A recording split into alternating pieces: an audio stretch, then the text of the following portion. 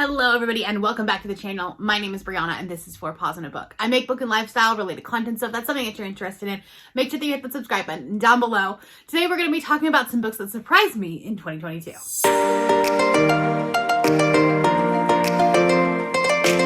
For one reason or another, these books I had little to no expectations for. Either I had very low expectations because of previous books that I had read from these authors, or I had no expectations from them because they are new authors, nobody really talked about them, etc., etc. And I was pleasantly surprised. So these are all books that I really liked. They didn't necessarily make my best books of the year, but they are ones that I wanted to highlight because they surprised me in one way, shape, or form. I read over 175 books in 2022, and so I wanted to be able to highlight some of the wins, because I feel like we had a very mediocre reading year. And so being able to celebrate these wins was helpful. So without further ado, let's talk about some. Okay, let's start off in the YA category. The first one is going to be Last Night at the Telegraph Club by Malinda Lo. This is a YA historical fiction, which, like, on the surface, I shouldn't have enjoyed, right? I don't necessarily enjoy historical fiction books.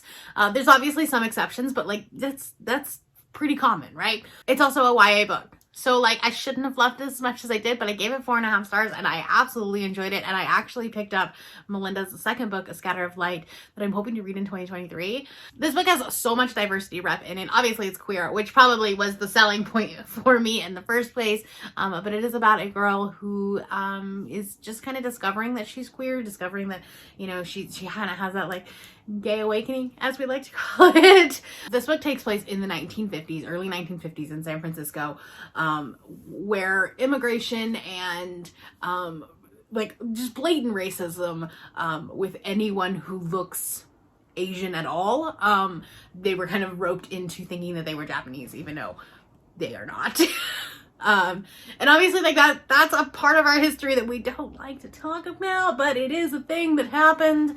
And this book did such a good job tying in the historical elements that are just awful with some like bright, happy, like love.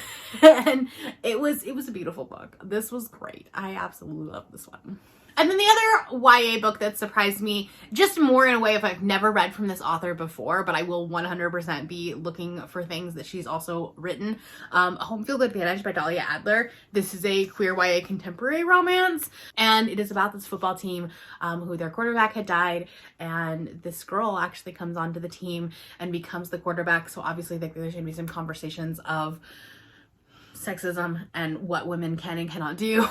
And then there's a queer romance between her and one of the cheerleaders.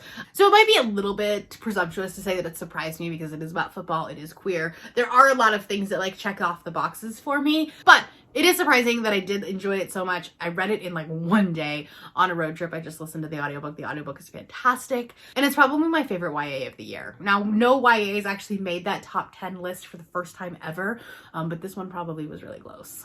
And then a book that, again, I had zero expectations for. I've never read from this author before, but I really, really enjoyed it.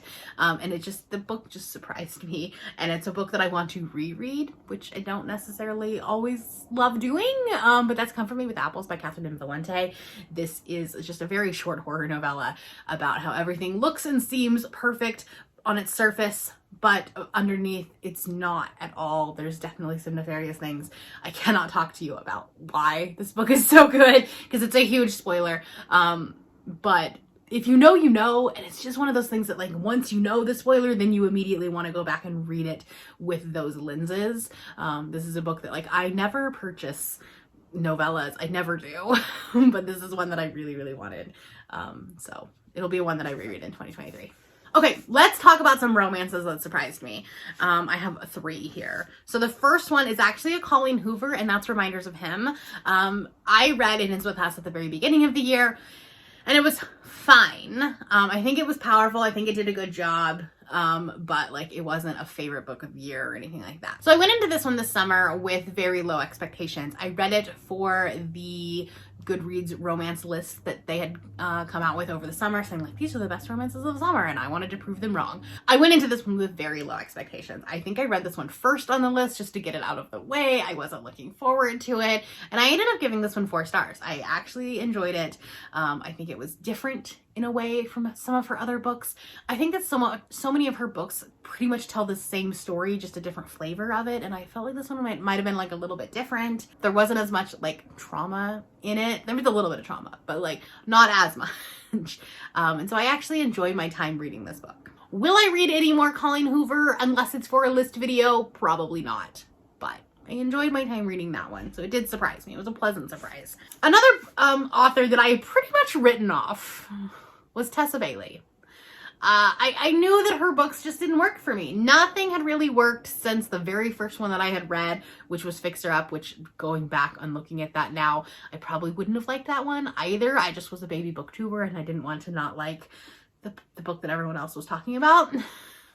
So I read It Happened One Summer, and I read this one for a video as well. What did I read this for? Oh no, it was a video that got canceled. I didn't actually make that video, but I read this book. And this very much surprised me. This was a very different romance, a very different couple, very different love interest specifically.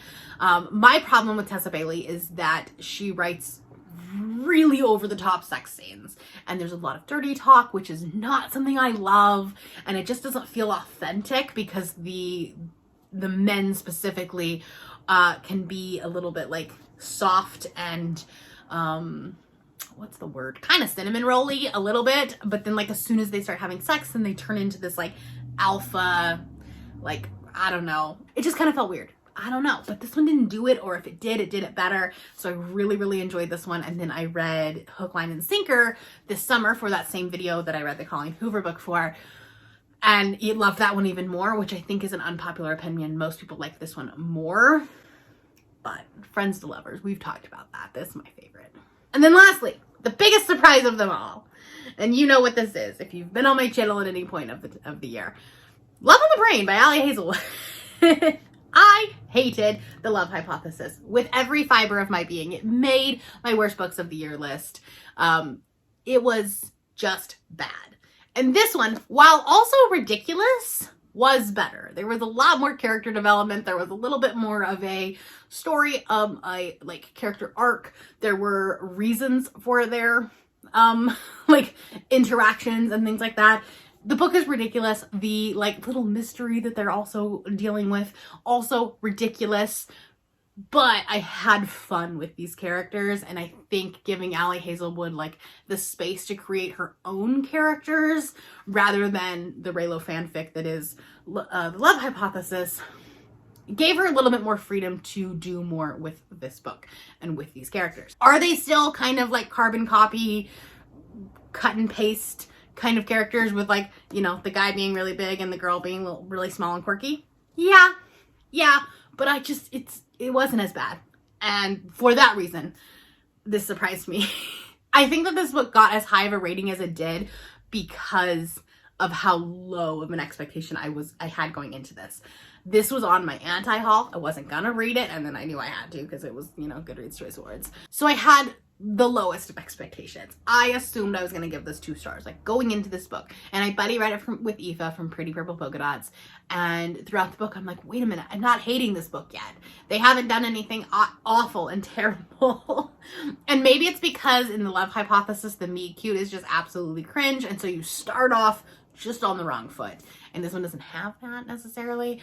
Maybe, I don't know. I don't know why this book worked, but it did. I'll be hesitant to go into her 3rd book. Like, I'm not necessarily like dying for it. It's not an anticipated release, and I don't really want to read her novellas because I feel like they're just going to be the same story. But that being said, specifically this book, it worked for me. So those are some of the books that surprised me this year. Let me know a book that caught you off guard in a good way. And if you're not feeling chatty, you can do the surprised emoji. That works.